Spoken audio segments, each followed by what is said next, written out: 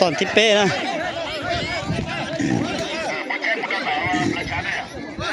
ตอนที่เป๊ะเลย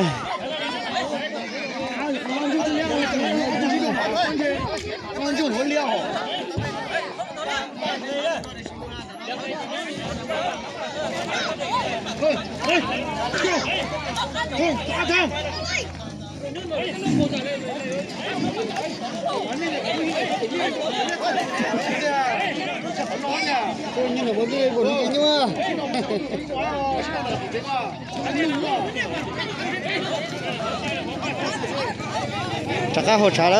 ยโอ้ยโยโอ้ยโย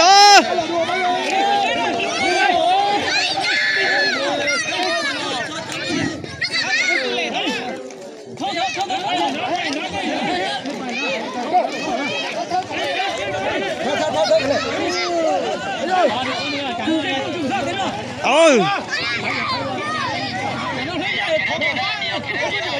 จะมาอยู่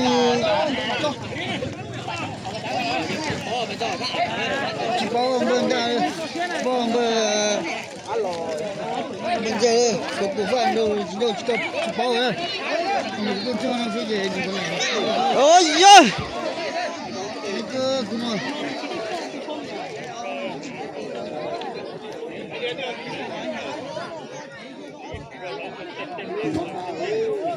ตัวฟ้าฉันดูกันดู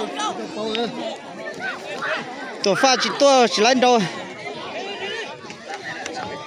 เอาเลยแม่เอาจิตเดียว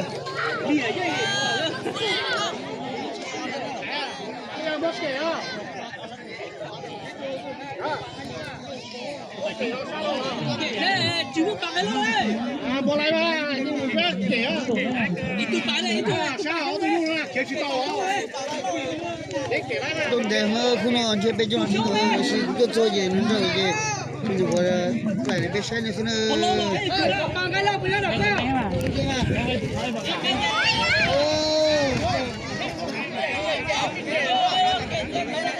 ตอนที่เป๊ะนะ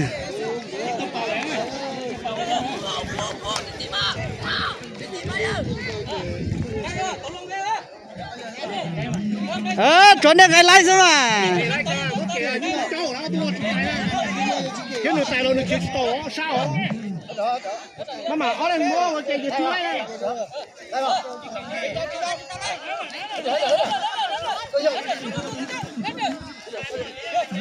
เก๋เลยซะเล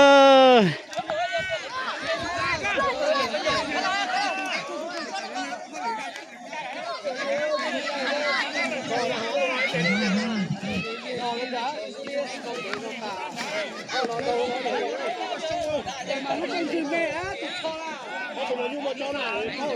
这个没用手机是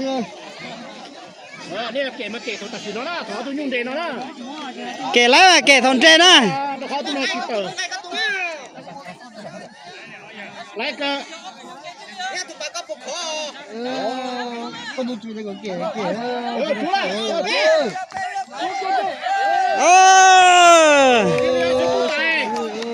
เก๋เก๋นะ